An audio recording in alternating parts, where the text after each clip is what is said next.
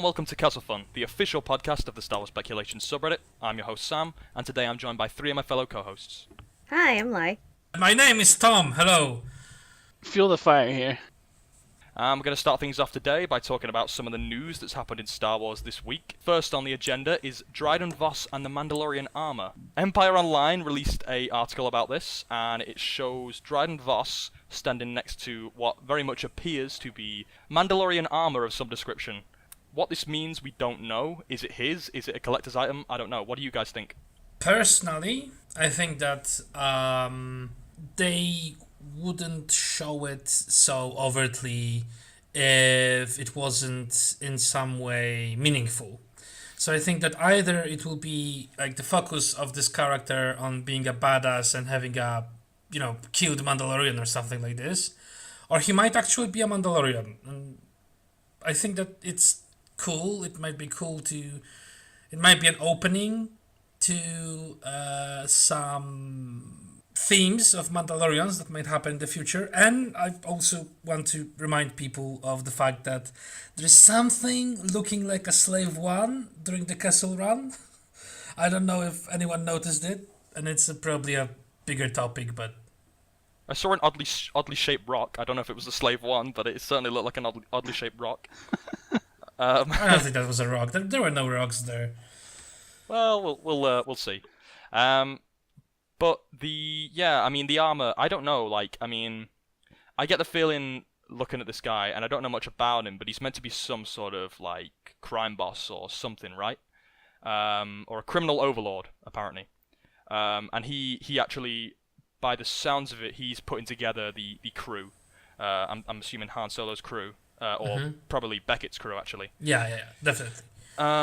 So it wouldn't come as a shock to me if he had gotten hold of Mandalorian armor in some way. It doesn't seem like, from the sound of him, and obviously we don't know much about his character yet, but it doesn't sound like he's a Mandalorian himself, although that would be really cool if he was. If he's, he wants someone for a heist, so maybe he's stolen this armor, or maybe he has killed a Mandalorian. But it would certainly tie in nicely if they want to bring any more Mandalorians in, or Mandalorian-like characters in, such as, Boba Fett, maybe. So it looks like it's on display. I mean, it could be something that he's got, in preparation for use. I don't know if anybody remembers, just kind of nerding out here, but if anybody remembers the old Star Wars Galaxies MMO, you could, Mandalorian armor was something you could get your hands on. So I don't know, maybe it, is something that he happened across. This is actually a cool idea, I think. Like, I could see some kind of scene when he's doing, evil monologue or something, looking at Mandalorian armor. It's not my own idea, but it is from Lego Percy J, Todd, and he said that there's similarity between the armor that Dryden Voss has and the ones used by Maul's Mandalorian Death Watch army from the Clone Wars. So that was his thought. I mean, I can sort of see it. It looks... I mean, I don't know, I can't really make out if it's, black or dark red. But really, Mandalorian armor, I guess. I don't know. It's hard to say at this point, but that could be a cool Easter egg or something they could throw in. I doubt. I don't think that it's an Easter egg. Actually, it wouldn't be so in the middle of the scene if that would be an Easter egg. I think that there will be some meaning, maybe a major, minor meaning, but a meaning nonetheless. Right. Okay. Yeah. I'm pretty sure I agree. So the next bit of news is IGN have reported that Yoda will be back in episode 9, which isn't too much of a stretch of the imagination. They say that Yoda will again appear as a ghost as he acknowledges Rey's success and growth as a Jedi. A source told NY Daily News. Nothing further was shared, but it's certainly interesting that Yoda would appear to Rey. I agree. I'd always thought, and this might just be personal headcanon, I don't know, maybe you guys can clear me up on this, but I always thought that Force ghosts could only appear to people that knew them at some point, basically. That's what I've heard about Force Ghosts, but I don't know for sure if, like, I've never seen personal, like, Star Wars official word on that, so. Yeah, I don't think so. I mean, it certainly wouldn't be a bad rule, but I don't think it's not something they couldn't retcon even if it had been stated. But Yeah, I don't know if it was stated anywhere, but it feels like something that had just sort of been a general, something that was true up until if this were to occur kind of thing. But I might be wrong. I could be completely wrong. I'd certainly buy it, but then it would stand to reason why Yoda would be contacting Rey of all people.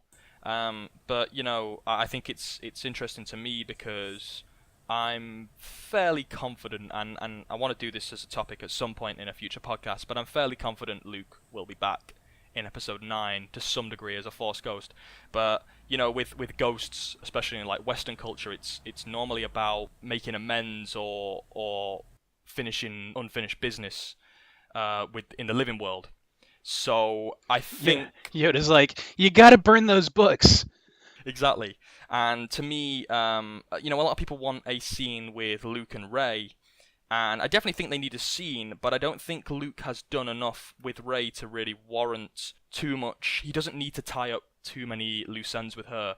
I think if he needs to make amends, he needs to do it with Ben instead of Rey, and I think Rey is kind of the newest Jedi we have ever seen in the films, being paired with Yoda, who's the oldest we've ever seen in the films. I think that'd be a really nice kind of dynamic between the two of them, because I think Yoda, one thing that gets quite overlooked sometimes is the fact that Yoda has been through this really, really great 8-film arc, and I feel like he's got a lot of wisdom to share, quite obviously. I mean, we know that. So I think it would be really nice for him and Rey to talk about the Jedi and where it's come to. I think that would be really interesting to see. That'd be awesome to see. I would love to see another mentor to Rey, especially since we didn't get too much training in The Last Jedi, and she kind of had to figure it out by herself and make her own choices. So I mean, some mentorship in the last one would be great, actually. Right. Although it kind of sounds like he's, instead of mentoring her, he's kind of more acknowledging her growth. I actually strongly disagree. Basically, I mean, I don't think that Yoda appearing would be something bad. Actually, no, I'd love to see Yoda again. But I think that what Yoda said is that currently Rey knows everything she needs to know. And suddenly Yoda showing up mentoring Rey is, I think, against everything that Yoda stated in The Last Jedi. So if I think that if any Force Ghost appears, the Force Ghost will appear to Kylo because Kylo needs some guidance, and in that case it would be 100% Luke. It's not that Yoda appearing would be a bad thing. I just think that this is kind of redundant at this point. Yeah, I mean, I kind of agree. What can Yoda actually say to Rey that would be... I mean, they certainly could create a reason, but it would be very fan servicey, I suppose. But I mean, not that I'd mind. I wouldn't mind seeing, because I loved the Yoda scenes in The Last Jedi were some of my favorite scenes from the film. But I do kind of wonder what there really is for him to say to her. Aside, I mean, the article certainly makes it sound like it's more him acknowledging her as a Jedi, but he's kind of already done that in The Last Jedi. So yes, exactly. Actually, I think, but this is really tinfoil hat level of speculation. Let's consider this. Maybe they are recording, or there are some signs that there will be some kind of ghost scene. And someone just assumed that, oh yeah, this will be Yoda definitely because it's some kind of mentor figure that's talking about it. What if it's actually Anakin? Right, that would be interesting. And they're just covering it up for some die. reason, so it won't get out that it's actually not Yoda, but it's another old mentor figure, and that's Anakin. And I think that if Anakin would show up, even if Rey knows everything she knows, just Anakin showing up and telling her like something like, "I was saved. He can be saved even in the darkest hour," something like this, and just just showing her, "Hey, listen, just listen to your instinct.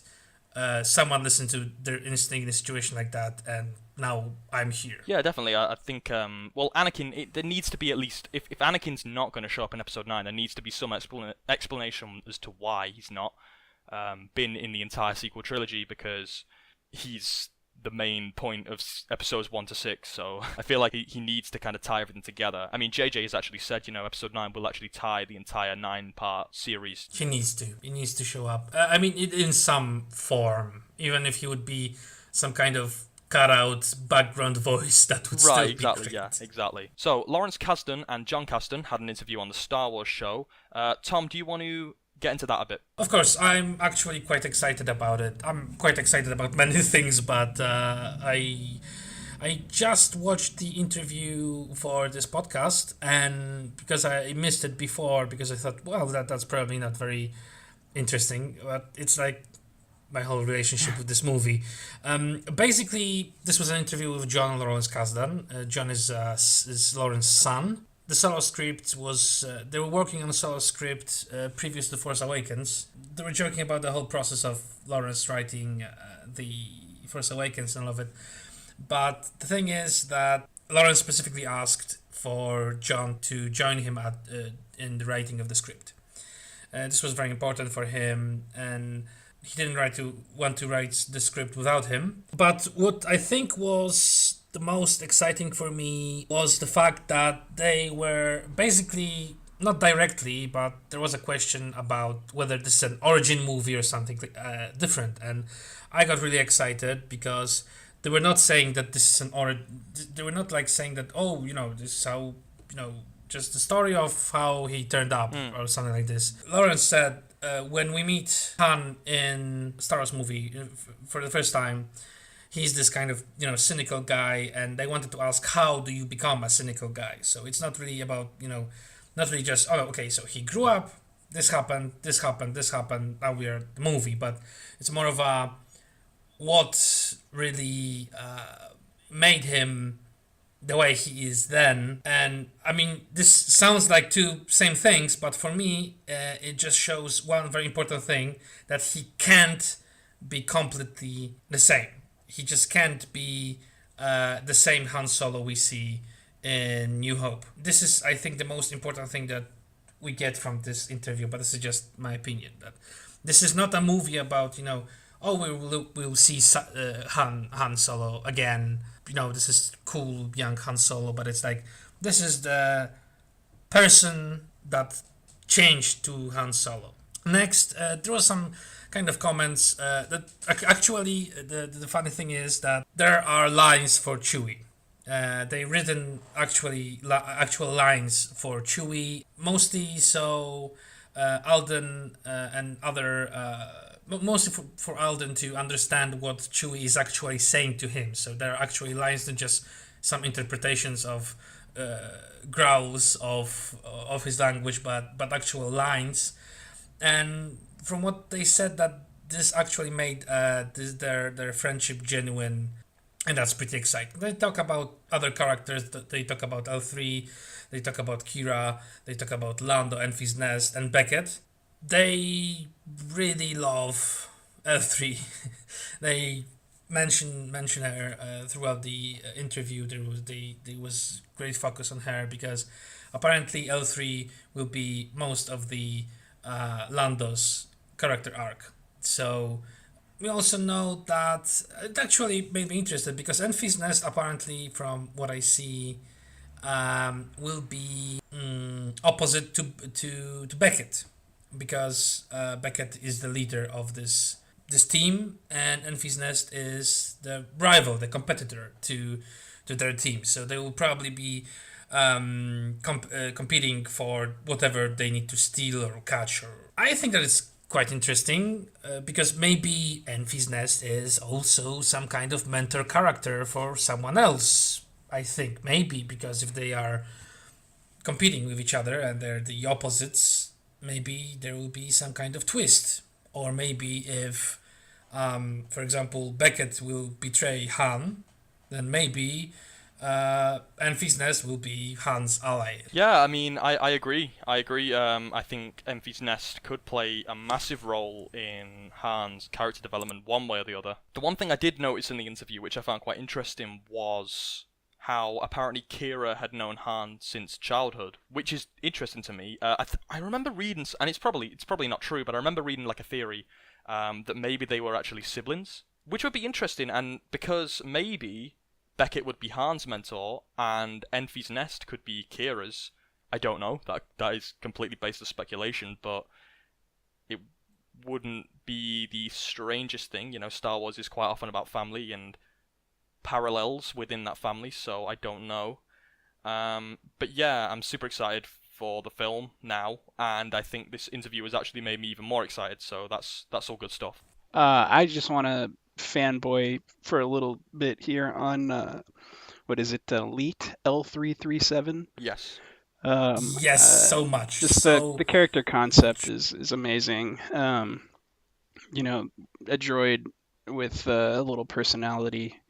Of course, we get to see that, all the time, but here you've got one that's upgrading itself. That's pretty awesome. Oh, I'm just excited for the accompanying novel, Most Wanted. That's going to be about Kira and Han's childhood, I think. Oh, interesting. So, I think it's coming out the same week as the solo movie, so it's going to be pretty cool. So the next bit of news is from thathashtagshow.com, and they've reported that JJ and his casting agent are looking for a female lead between the 40 and 50 age range. The role is titled Mara. Now, to anyone that's at least a little bit familiar with Legends, I'm sure that name rings many bells. And that, of course, is Mara Jade, Luke Skywalker's wife. So, this could mean many things. I'd imagine it is a cover name for something, and I don't know if it's a troll or if it has some sort of relevance. But for me, it would either mean that it would be Luke Skywalker's wife, if he had a wife, which I really don't want, to be honest with you, or it would be Rey's mother, if they somehow work. Because I don't, a lot of people have speculated that Rey's parentage story isn't over yet, and there's still more to tell.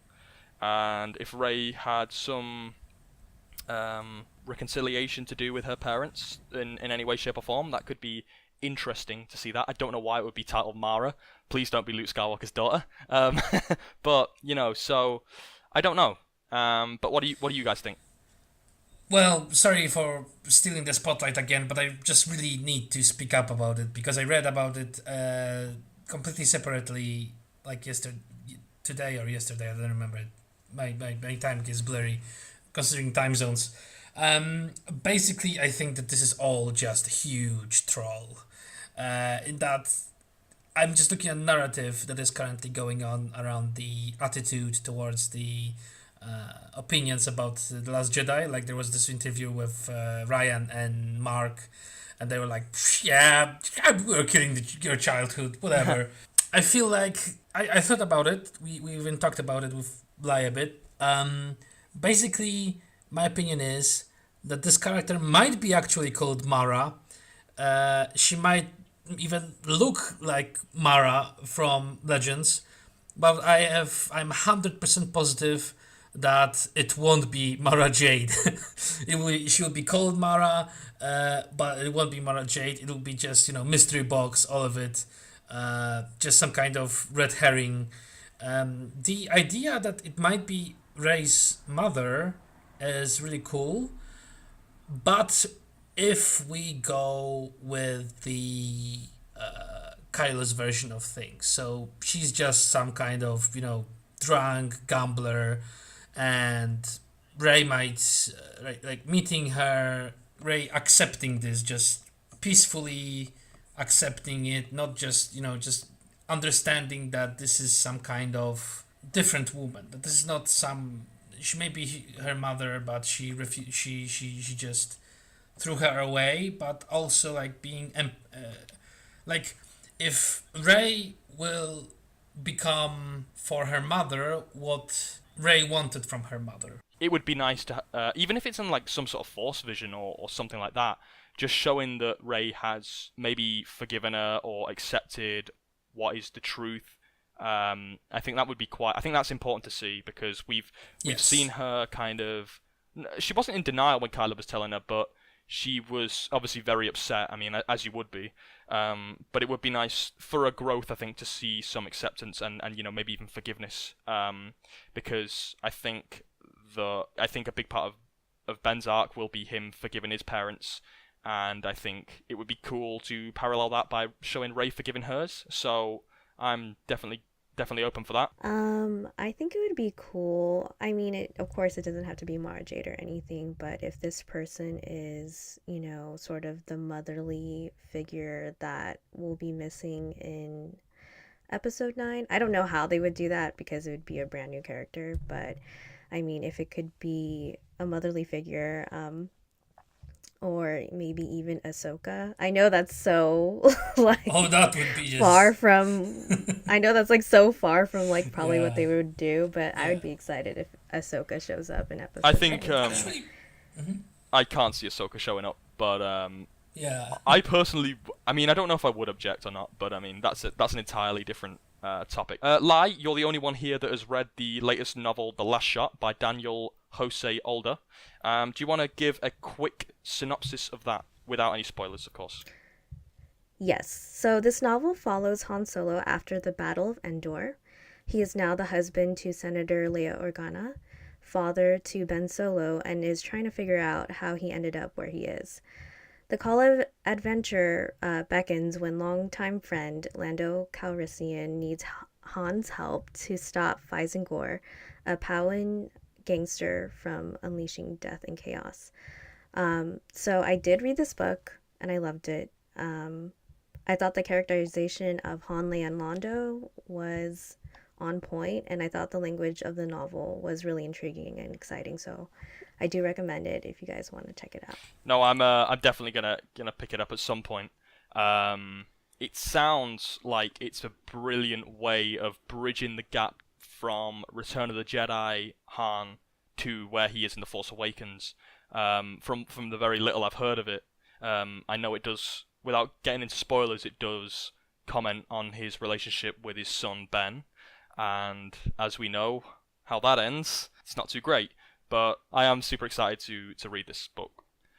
So that wraps up the news section of this week's podcast, and now we're on to the speculation segment. The very first topic we're going to discuss is the Finding Kamino topic of this week, which is, who are the Knights of Ren, where are they now, and where will they appear in episode 9? This is obviously a big theory up for debate. The Knights of Ren were obviously shown very briefly in The Force Awakens in a flashback sequence when Rey touched the Skywalker saber, and they haven't been really seen or heard from since, so we don't really know where they are or even if they're still alive. The Last Jedi may have given us some clues. They may have been Luke's students, although that might go against what has been previously said about them by JJ and Adam Driver. What do you guys think? Do you think they're Luke's students?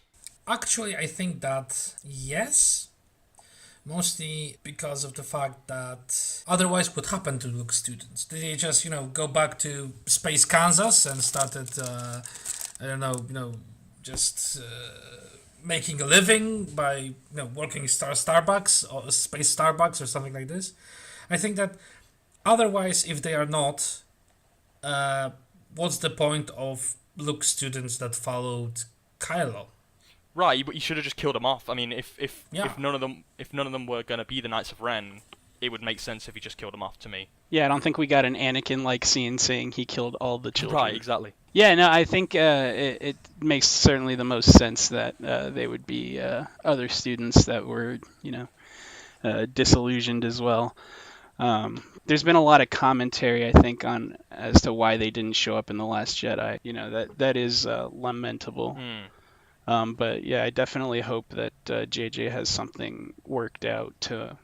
I mean, I doubt that they go into explaining exactly why they were missing, but maybe, bring them back and flesh them out. I'm waiting for those Black Series figures, man. Yeah, I think that would be nice. My personal theory is that they are actually dead at this point in the story. which I know a lot of people don't want because I know a lot of people want to see the Knights of Ren in action. But to me, it just makes too much sense that they're not in the picture anymore, because if you think about it, from where Ben is at in The Force Awakens and Last Jedi, he is a very, very lonely, sad young man. Like, he is not happy. And what you know, if these were 6 students that were so loyal to Ben that they chose to follow him into the depths of the First Order and Supreme Leader Snoke, these guys and girls were probably his brothers and sisters almost to him. And I just think that he seems too lonely to me. He's so desperate for someone to reach out to his cause that he'll go to Rey. And if the Knights of Ren are still alive, I can't see him being like that. He would have at least some sort of family. That they would be like his family, so it just makes too much sense to me that they aren't around anymore. But I don't know, what do you guys think? Do you guys think they're alive or dead? I think that they're alive. I mean, honestly, I don't really care that much. Both of the options are good, but I think that just because they are alive doesn't mean that Kylo is in any relationship with them. I had this idea that every Knight of Ren might have their own reason for following Kylo. It doesn't have to be that they are all loyal. Maybe someone was afraid. Maybe someone was disillusioned with how Force works, or maybe someone just wanted power for himself and just to do some things. And maybe someone was actually, maybe even worshipping Kylo in some way as a descendant from Vader, but it's still not a close relationship. It's still something that might make him feel lonely. And I think that in this way, for example, the way that Snoke calls Kylo with this kind of master of Ren, this kind of disdain for the title, in my opinion, it might mean that Kylo, by becoming a real leader for them and not being able to really train them, distance himself from them, or maybe in another way they distance themselves from him, and they just went their own ways. So he is a leader of Knights of Ren, but Knights of Ren are not following him actually. Right, they're doing their own thing. Yeah, and I think that would be because when you look at Knights of Ren from Rey's vision, they're all very individual. They're all very different. They have different armors. They have different skills, definitely, which means that they're individuals. So they're not just following someone. They wouldn't create them as some kind of silent followers, because then they would be just like Praetorians. They would be just standing in the background, fighting for him and doing their things.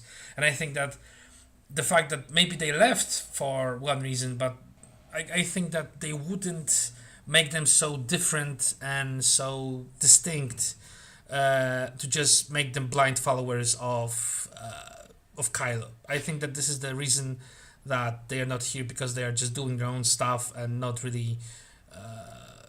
Maybe they're embodied. Maybe if they had some kind of idea behind being Knights of Ren, I think that by embodying this idea, Kylo, they just realize that this is maybe not exactly for them, and this is why Kylo is a leader, and they are estranged.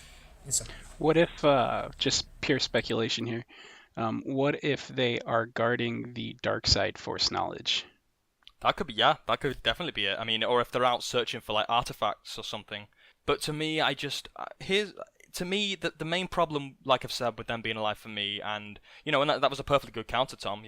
That maybe they weren't actually doing it for Ben, but rather themselves. I don't know. I mean, for here's my personal theory for the Knights of Ren. Is pretty much this. So when Ben gets, in his head, well, when Luke attempts to murder him in his sleep, and he crashes the building down around him and leaves Luke for dead, I would imagine that he probably wasn't in the best state of mind, and the other Jedi, let's say there was about 12 of them, because I think Luke said he took on another dozen, right?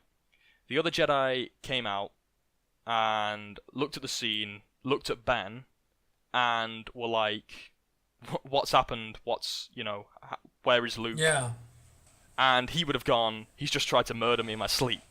Now, I think some of the Jedi would have been like, hang on a minute, why would Luke try to murder you in your sleep? I think you're lying there. I think you've tried to kill him and something's gone wrong and you're trying to feed us with lies. And some of them who were probably, closer to Ben and more, more friends with him would have been like, well, hang on, Ben wouldn't lie, this is... And then it could have come down to a fight between them. Now, we know that Snoke wanted Ben. We know Snoke wanted Ben, but we've never had any inkling that he wanted any of these other Jedi to show up and confuse things, right? Because he wants Ben's complete and utter loyalty and obedience. He doesn't want anyone else in the picture. He doesn't want his father. He doesn't want Rey. He doesn't want Luke. He doesn't want Leia. He just wants Ben to have complete subservience to him. So I can imagine when Ben shows up with these 6 other Jedi, that he's like, we killed Luke and the other Jedi, where do we go? I can't imagine Snoke was too over the moon with them being there. And I really like the idea that I think it adds certain weight to a line in The Force Awakens as well. I really like the idea that Snoke tricked Kylo into thinking that the Knights of Ren were going to turn against him, or were turning against him, or defect in some way, and Ben was basically forced to kill them. And this is the reason why I think that it adds weight to a line in Episode 7, when Snoke goes, when he's talking about Han Solo specifically, he goes, even you, Master of the Knights of Ren, have never faced such a test. So he's basically saying to Kylo that you killing your 6 best friends was nothing. I know you thought that was bad, but this is nothing compared to what it's going to be like to kill your own father. So he's kind of like rubbing salt in the wound of Ben Solo. And I think that would tie him really well. But that's just my thoughts. Yeah, that sounds good. I'll go with that from now on.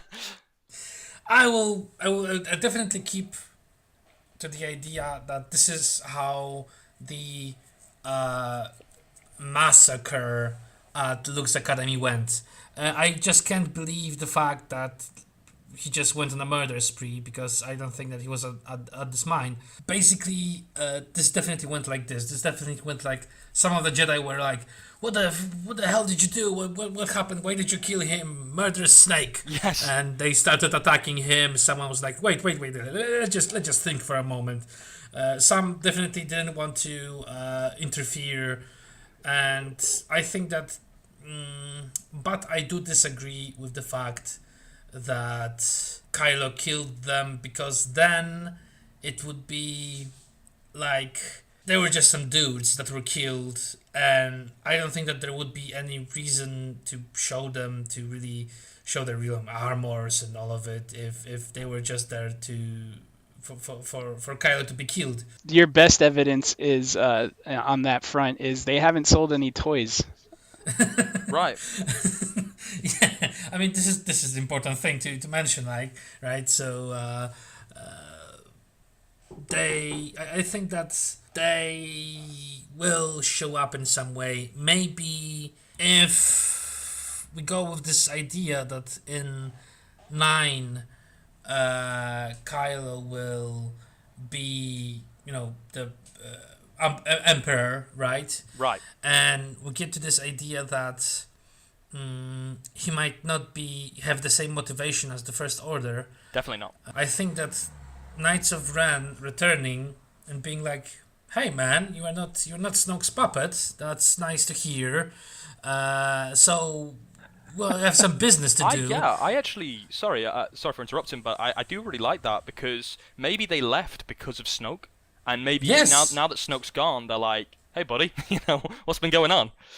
This works exactly with the line of my idea that they are very individualistic, that they are have their own opinions, own motivations, own ways of doing things, and they might have, yeah, sure, of course, be our master, sure, do whatever Snoke is telling you, just change one tyrant to another tyrant. Like, if Rey is new Jedi, right? So in the way that she's the Jedi that they should be. In my opinion, Knights of Ren might be new followers of this idea of complete individualism, complete like this egotism, like completely egoistic individualism. And now Snoke is out of that, so they are like, oh, hey man, so you follow us now. Can we join in? And they might be like this way of creating some kind of opposition to Kylo on his own side, I think. Right. But I kind of understand that this kind of undermines Hux, and I really want Hux to be a bigger thing, but... Yeah. And maybe they don't hold any antagonism to Ben at all. Maybe they simply... Because if you think about it under the lens that, they were just Jedi that went off with him because there was nowhere else to go. Yes. And then when they saw what Snoke was doing and what the First Order was, they were like, we can't stand by and be part of this. Like, we understand that, that you feel like you have to, but we personally can't. And they kind of left. And now that Snoke's out of the picture, they might actually return to Ben and be like, we want to... They might not... It could be a complete friendly offer. They could just be like, look, we want to help you out again. And maybe, if there is a possible theory that Rey will be training Jedi in Episode 9. Personally, I don't want that, but it is a theory going around. And maybe at the end, to show some sort of balance, the Knights of Ren and the new Jedi may actually join forces. I think that could be a possibly nice thing to see. I definitely do think they're Luke's other students, and I subscribe to the idea that why they're not present in the First Order right now is because Kylo is the mystical side of the First Order, right? And Hux is the military side, and I feel like since Snoke is similar to the Sith, that it seems like he's a very ancient being. Or he is an ancient being, and it would make sense to me that they're out searching for, of course, like mystical or like Force knowledge and Force artifacts and holocrons and all these things, and that's why they're not present with Kylo. And it could work in tandem with your loneliness theory, because maybe Kylo hasn't seen them in a long time because Snoke has kept them busy and kept them away from Kylo, and so maybe that is why he's so lonely. And you could definitely take them out of the picture without actually killing them off and then have them come back in. Personally, I just maybe call me a sadist, but I do kind of want them to be dead, simply for the fact that how broken Kylo seems in Episodes 7 and 8 and how desperate he is for companionship. But this is lazy, in my opinion. Like, just kill them off. Okay, they are not here, so, he's lonely because there is no one literally here. And if they were alive, they would be here. I think that the fact that they are alive, but they abandoned him, is much stronger, in my opinion. Also, I really like what you said, Lai, and I would say even more. Maybe, just looking at it from a different perspective, maybe they did not abandon Kylo because of Snoke, but maybe they didn't abandon Kylo because he was influenced by Snoke, but maybe the other way. Maybe they abandoned Kylo for Snoke, and they were doing his bidding, just like Kylo was doing his own bidding. They were doing his bidding, and now when Snoke is gone, they will come to Kylo asking, "Okay, so you're a supreme leader now. We are waiting orders," Right, because there were, in the Finding Kamino post, there were a couple folks who thought, it doesn't make sense that they would be Luke's students. So just on that notion alone, let's say maybe they are some folks that Snoke got together, and Kylo happens to be the best of them. Right, and we do know, we did discuss last week about the Acolytes of the Beyond, who were basically Vader worshippers, and I have seen the theory floating around that they are actually the Acolytes of the Beyond, and that is the reason why they might value Ben so highly, because they may even believe that he is the reincarnation of Vader, which that could be cool. But the one thing that does kind of get confusing when you say they're Luke's students, because the thing is, JJ and Adam Driver have said that they were an order that that were around before Kylo Ren. So I do have an idea of how they can tie these both in together, because I do strongly believe that the Knights of Ren are Luke's students. But we know, or I don't think it's impossible to assume that Ben was quite a. In fact, I think J.J. Abrams might have even said it, that he was a bit of a history buff and liked to explore like the secrets of the Force and the knowledge that it held. And it's possible that he discovered this ancient order called the Knights of Ren, and maybe he felt some similarities between what happened to the Knights of Ren and what happened to him. I don't know. Maybe Ren was this Jedi that was exiled or was attempted to be killed by the other Jedi because of whatever. Well, I'm thinking because Ren, I mean, we saw the mural of the Prime Jedi on Act 2, right? And that was revealed in the visual dictionary, I believe. And the Prime Jedi was the first Jedi of the Jedi Order who balanced the light and the dark. And I don't know, this is tinfoil hat again, but Ren is very. It's like the joining of names between Rey and Ben, and if you consider Rey and Ben to be the avatars of light and dark, Rey being light, Ben being dark, Ren would kind of be this being that is both of them. And we saw the Prime Jedi, and that was half light and half dark, which implies that the original Jedi teachings were about balance between those two things. So if Rey and Ben have some sort of relation to Ren, balancing the light and dark, I think that could be pretty damn cool to see.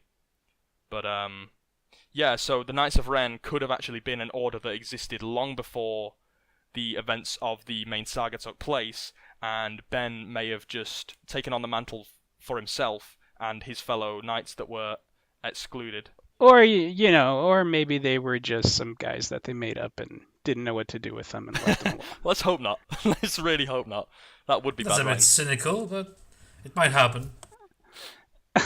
Well, the one thing that does make me hopeful is that JJ was asked a while ago about what spin-off anthology movie he'd like to do, and he said he'd really like to see a Knights of Ren movie. And now that he's at the helm for episode 9, it wouldn't be too much to assume that he might bring the Knights of Ren back to some degree, or at least acknowledge them.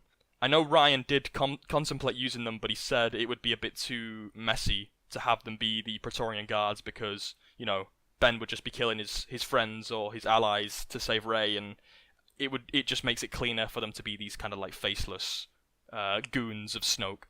Yeah, I actually prefer that. I would be a bit sad if, we have this Knights of Ren, we don't know what's happening to them, we just lost Snoke, which is fine, don't get me wrong, but Snoke and Knights of Ren just killed off at the same time. Yeah, and it's kind of like... That would be a bit of an overkill. It's kind of like Ben killing his mates for a girl. It's a bit... it messes things up a bit, I think. Yeah, Snoke is one thing, but Knights of Ren, where you don't really know anything about them, I don't think so. Definitely. And there wouldn't be enough place in this movie to explore Knights of Ren at the same time. I definitely agree. The next topic is the balance and the dangers of tolerating evil in the sequel trilogy by Paradus Cat on the Speculations subreddit. Lai, do you want to talk about that a bit? Yes, so in this thread, the Paradus Cat points out that possibly another one of the themes of the sequel trilogy is the dangers of tolerating evil and how our beloved characters, or not beloved, pay for that later on. So Pardiscat pointed out 3 great examples for this speculation. They talked about Han and Leia and the influence of Snoke on Ben, and how, because of their inaction, Luke had to be the one to address the dark influence on Ben, and, what happened? He almost killed Ben, aka Kylo Ren, and so that pushed him further into the dark side. The New Republic disarming their fleet, which is mentioned in novels and in comics, despite the First Order reforming from the remnants of the Empire. And as we know, the New Republic leadership was wiped out by the First Order on Starkiller Base. And then the third example is Finn's journey about choosing a side rather than subscribing to both sides, rather than subscribing to the idea that both sides are the same. I did want to add my own example with Rey and Kylo. So Rey did see the conflict and good in Kylo, but failed to recognize his commitment to his own path, and that he wasn't just going to follow Rey back to the Resistance. And he did counteroffer his hand to her to rule the galaxy together. But both the First Order and the Resistance paid for that later on when Kylo unleashes his fury on the Battle of Crate. And I feel like if Kylo came back with Rey to the Resistance, it would have been similar to the ending of the Lost Stars novel, when Thane rescued Sienna from the Star Destroyer that was about to crash into Jakku, but she ended up in the rebellion prison for being a military leader in the Empire. So I really like this post because it talks about a theme that we don't really think about, right? Tolerating evil and us not doing something about it. And I feel like another point that this post made was about the spiritual message of the balance of the Force, right? And how that kind of is a lot more gray than this theme of tolerating evil. And to me, the balance of the Force is recognizing, I mean, we have the good in us, but also recognizing the darker thoughts and behaviors that we might have, which I think are intrusive thoughts, but still choosing the right thing to do and still being a good person despite having selfish choices and shortcuts right in front of you. So what did you guys think about this? I mean, this just screams to me prequel trilogy, what arose to Anakin's fall to the dark side and the fall of the Jedi in general, where the Jedi kind of refused to acknowledge the dark side within themselves and what was growing, and thus it consumed them. I've seen a lot of discussion about balance, and, I've seen a lot of people say the dark and the light, they shouldn't come together, it wouldn't make any sense, it would be grey Jedi, it would be nonsense. And I think that people, in my opinion, look at it the wrong way. I don't think it's about, oh, I'm good, but I can still use Force lightning. Doesn't work like that. I think that true balance comes from allowing these emotions to allowing yourself to feel emotions and acknowledging the fact that you have them, but not letting yourself be consumed by them either. And that is the perfect balance of light and dark in my eyes. So I think that what this post is kind of saying is that everyone was kind of not acknowledging this evil that was growing, and thus it consumed them because they weren't acknowledging that. And I feel like that can be a metaphor to Yes, the Jedi. Absolutely agree.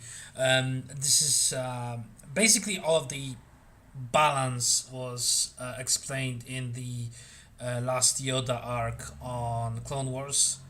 I think, and just what you explained and what Parduscat wrote down, it's just exactly, I think, what the message of Force means. That it's not about the fact, it's not about denying that, denying everything that's about you. Like, it's not about, when you have desires, whatever the desires are, even if they're completely innocent, if you just do whatever you want and just, follow every single desire, you will be destructive and auto-destructive. If you completely deny yourself those desires or whatever, the darker thoughts or something like this, if you deny them, then they will just eat you from inside, like either figuratively or like with, for example, Jedi just becoming blind to what's happening, or literally when suddenly Republic has fallen to Sith Lord,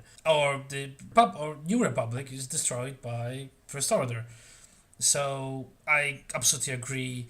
I think that this is all more about understanding what is important, understanding what is destructive, and just being reasonable about your feelings and about what's happening, about dangers, and not just, blindly following one path, but just being reasonable. So I was thinking about this in a literal sense because in the Dark Disciple novel, when sorry, this is spoilers, but when in the Dark Disciple novel, when they rescue Jedi Master Quinlan Voss, Ventress, his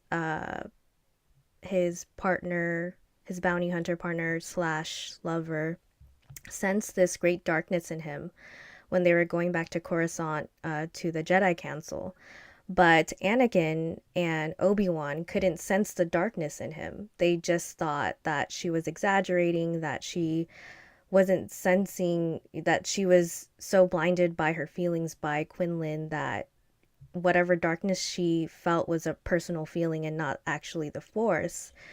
But because Anakin and Obi-Wan wanted so badly for Quinlan to, of course, not be influenced by the dark side and just be the good guy that they knew he was before he left them, they were blinded by their own feelings and sort of imposed that Quinlan Voss was totally fine and nothing was wrong with him. And in the end, again, spoilers, in the end, he actually was under the influence of the dark side. So there's also that.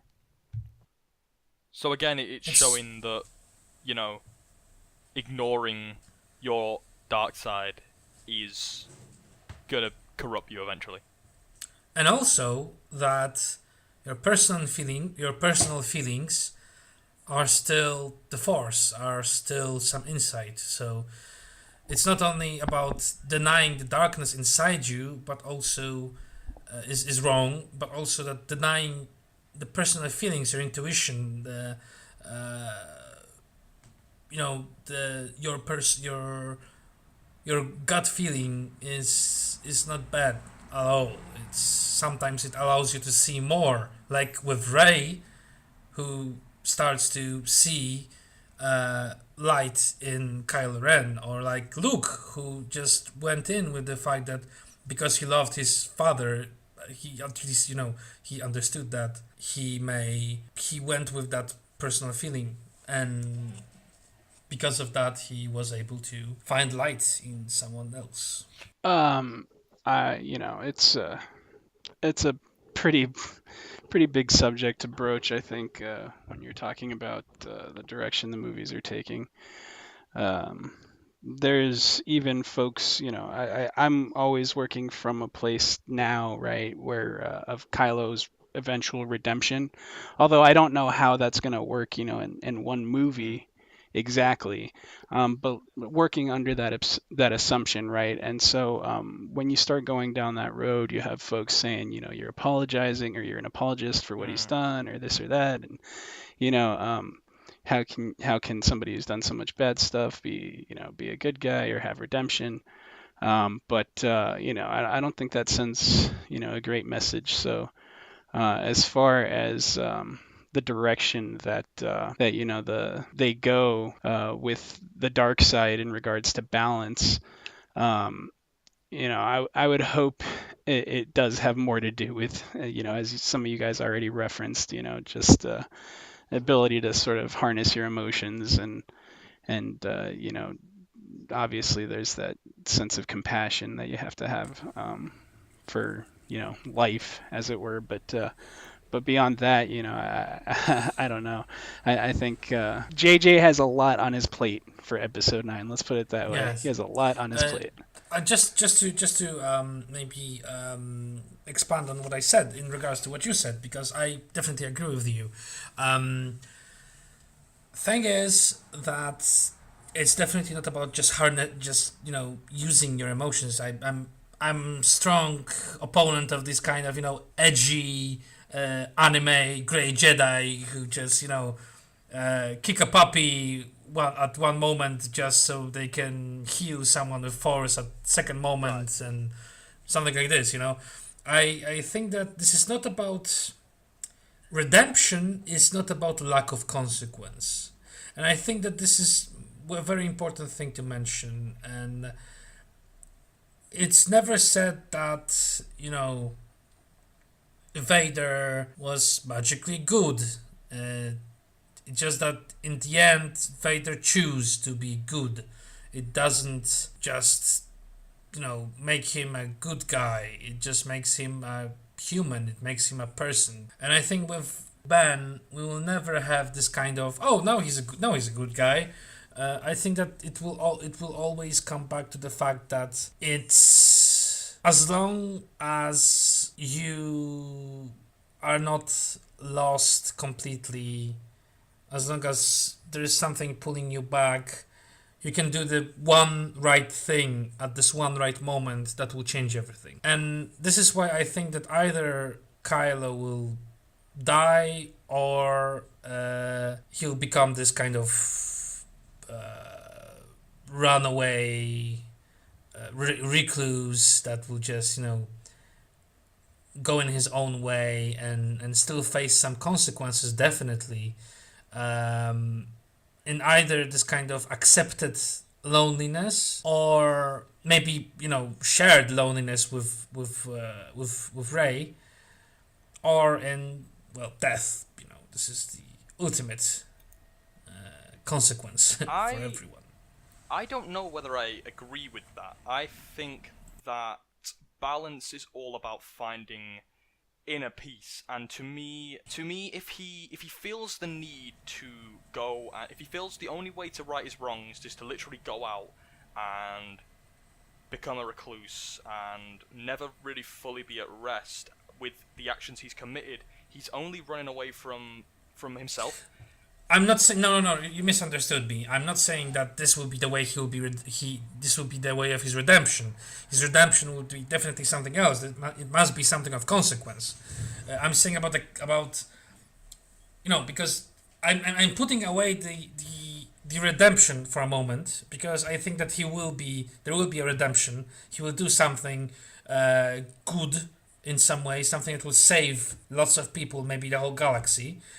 I'm talking about the fact that it doesn't mean that he will be magically made a good guy, that everything bad that he did will be magically restored to how it was. Restored, yes, exactly. I'm saying that this recluse, this, as I said, accepted loneliness, because now he's not in a state of accepted loneliness. He's now in a state of desperately looking for love or for acceptance.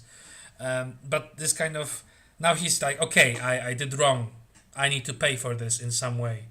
I need to do this. I need to make amendments. I need to, because the difference between going to recluse like Luke and is that Luke was not at peace. Luke just hid and felt that this was right thing up to do. But with what I propose is that Kylo might go there just to pay for, not pay, just to, this is not, I shouldn't do this. I should go away and I should leave everyone for themselves, because I know that they won't accept me, and I don't want them to, love me because of my evil things.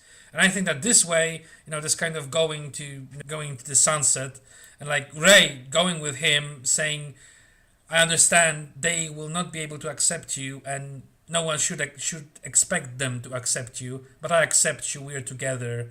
You are something for me, and both of them just going away from the big lives, just into peaceful existence with each other. As I think this will be the final balance: the light accepting its darkness, but also understanding what needs to be done, so they will both go away and accept it, and just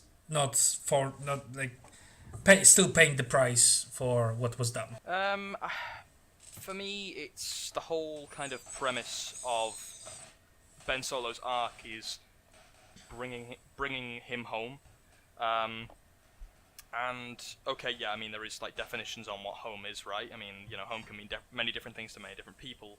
But I just think that if he personally, for me, if he's just living in a constant state of atonement, he's never really coming to peace with what he's done. The moment when he and Rey will be able to go off into the sunset will be the moment of the acceptance needed for balance. So redemption first, fixing things, amendments, and then to fully bring the balance, the acceptance of everything.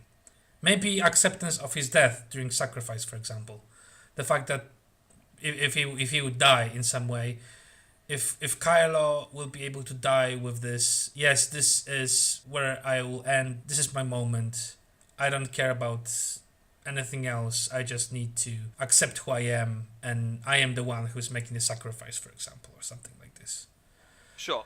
I think that Rey, in some way, pulling the trigger and accepting this would also be a way to, balance it out. But I'm more into the riding off into the sunset ending, because I think this is more into this, making something new, not just rehashing the Return of the Jedi ending, but actually they will have some kind of happy ending, but it will be bittersweet in a way that now, yes, they will now happily live ever after, happily live somewhere away from everyone, just being happy with each other, and the galaxy can, heal their wounds, and just remember that to not do the same thing again.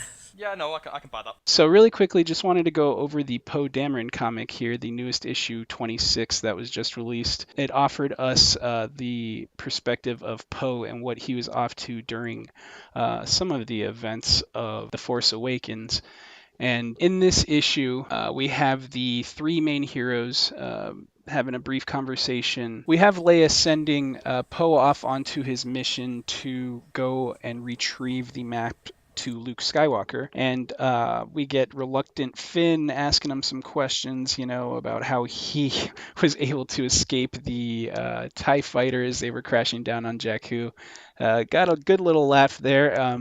He marveled his way out of that ship and sort of crash landed there without any sort of protection, which was interesting. The Force works in mysterious ways, folks. From there, going forward, he was able to meet a local that Rey was familiar with, who offered him a lift based off of some smooth talking on Poe's part, which was, which was nice, seeing a little bit of that charisma charm being used out there to get himself up. But we got also the motto of Jakku there in that brief section. So nothing for nothing, guys. So Jakku is a pretty cutthroat place, but Rey has a moment there where, after some heroics by Poe, and he's able to get them to escape in a slower ship using some piloting skills. Rey sort of laments after the folks that he was eventually able to get a ship to, get off the planet from. So had he stolen a ship, she's sort of sad to think of what might have happened to the folks on Jakku. So I think Rey sort of sees Jakku. There's that sort of, it offers that dichotomy of light versus dark, where you have sort of some cutthroat, action going on, but you still have, obviously, you have folks doing their best and trying to survive. So you can't just sort of cast off or dismiss any sort of place as, one way or the other. But going forward, he was able to get off of Jakku, obviously, and Leia has a moment with him, which is, it's always nice to see her character popping up here. But they have a trace on Poe's ship here on Takodana, so we should be picking up there and getting the rest of his sort of backstory as to where he was during the course of The Force Awakens. But with that said, there were some interesting things to see in there. Little notes here. I know some of you guys noticed some interesting little tidbits here in the comic. Tom, was there anything you wanted to mention? Yes, I think that the most fun thing, and it mostly reinforces what was already stated in The Last Jedi, was the fact that many people are friendly towards resistance. They're sympathizers. Even if they're not open supporters, they are still sympathizers.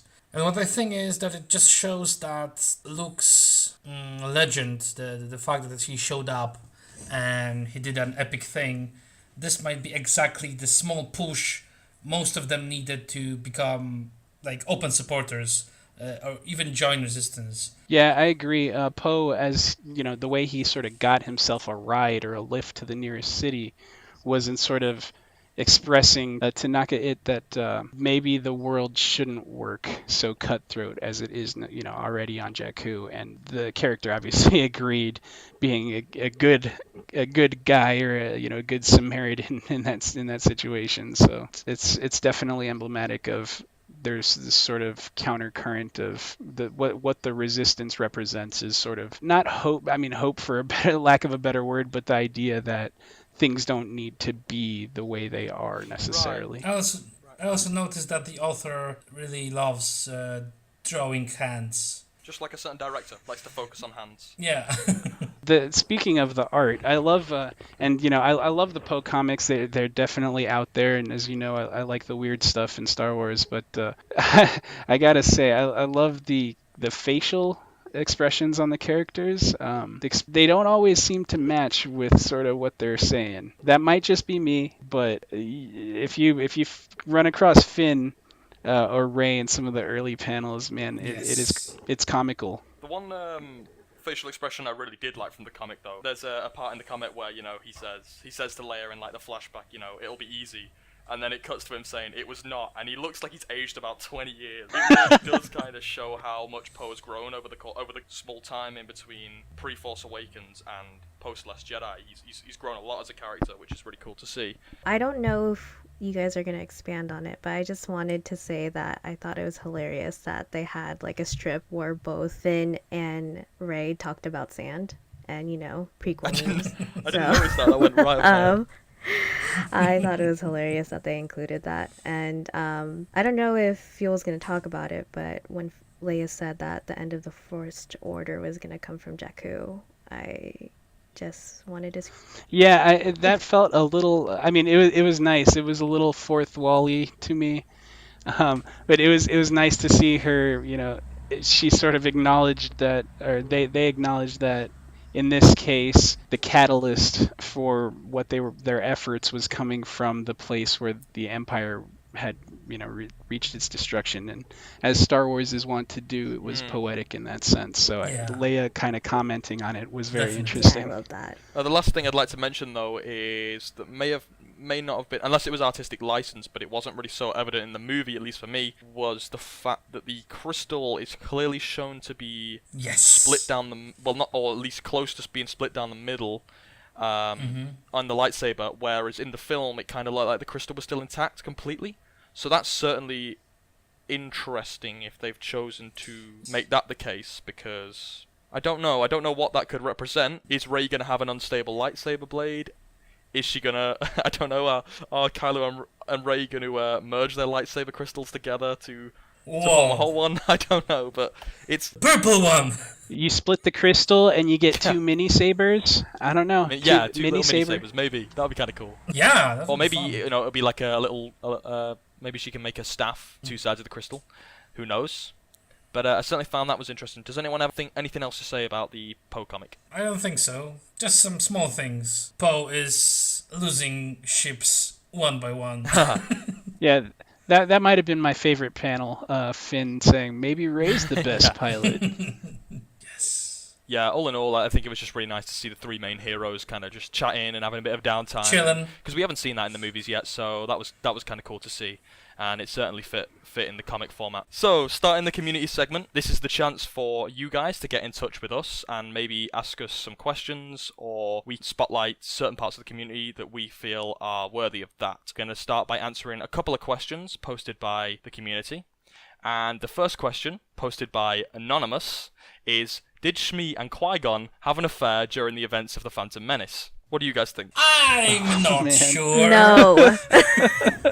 I mean, during the events of the movie, maybe before. I don't know.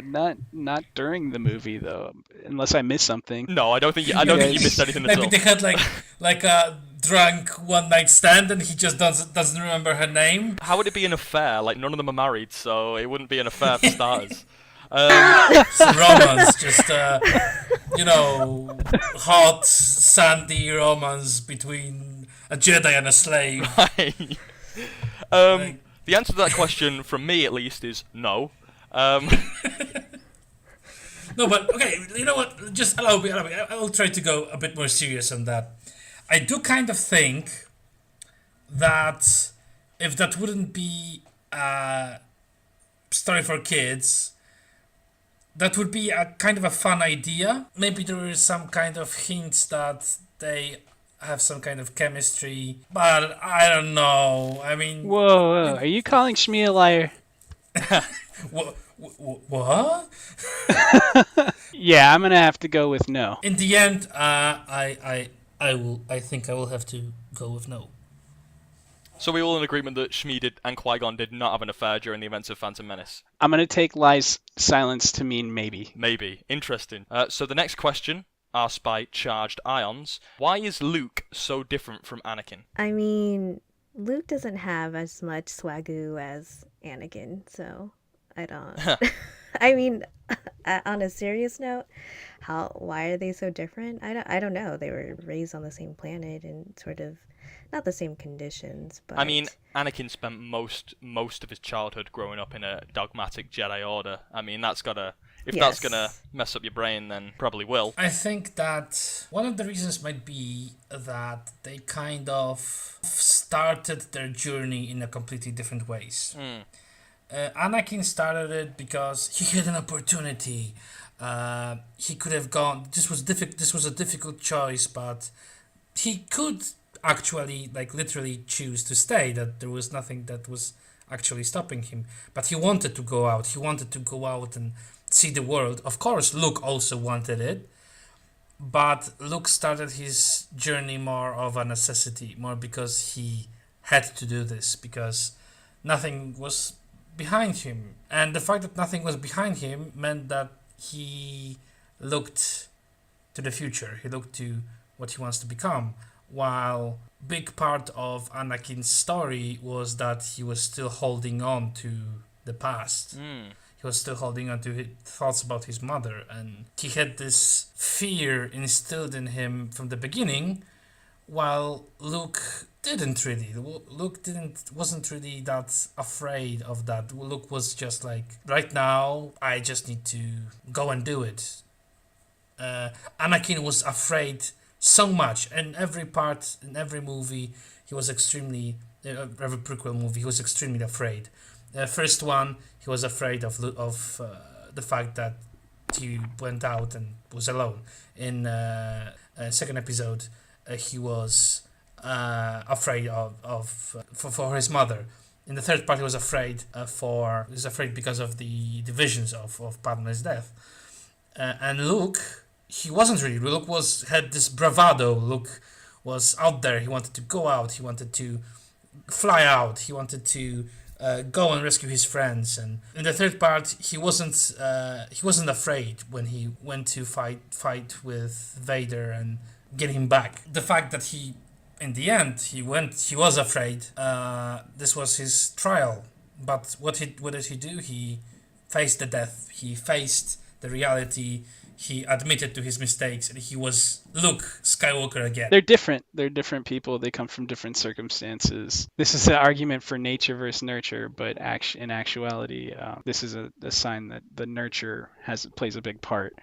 Whereas their nature, they were both very strong Force users. That was in their nature.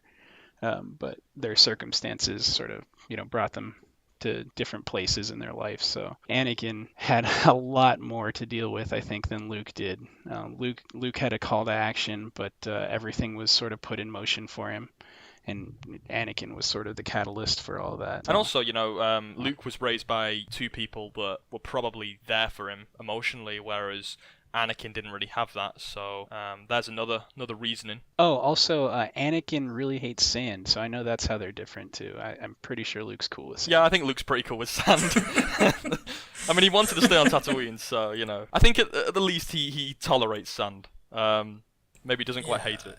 He's not at that level yet. And if you want to send us a question, go to our Twitter at KesselFun, or go to our subreddit, @KesselFun, and post in the appropriate thread for that. I would also like to apologise before we close out about saying that we would announce the Speculator of the Month this episode. We're not going to be doing that. Instead, we're going to be teaming up with Finding KAMINO. That, if you don't know, that is the weekly speculation topic that is voted for you by the sub. So if you want to choose a topic for Finding KAMINO next week, head on over to the sub and vote in the poll. But basically, the way we'll be choosing the Speculator of the Month in Finding KAMINO will be choosing the most interesting and insightful response from any of the topics. And that will be chosen about 2 weeks from now, so stay tuned for that. Tom, would you like to give out the closing coordinates? Of course, with pleasure. If you'd like to find us in a galaxy far, far away, aka the internet, you can find us on subreddit at r/Kessel Fun. If you're more of an avian nature, you can find us on Twitter at Kessel Fun. If you want to support the huge corporations, you can find us on YouTube on KesselFunPodcast. If you want to listen to us when you are driving through Finland's winter or something like this, you can find us on Soundcloud at soundcloud.com/KesselFunPodcast. We're also available on Pocket Cast at KesselFunPodcast, and we're also available on iTunes at Kessel Fun Podcast. See you around, kid.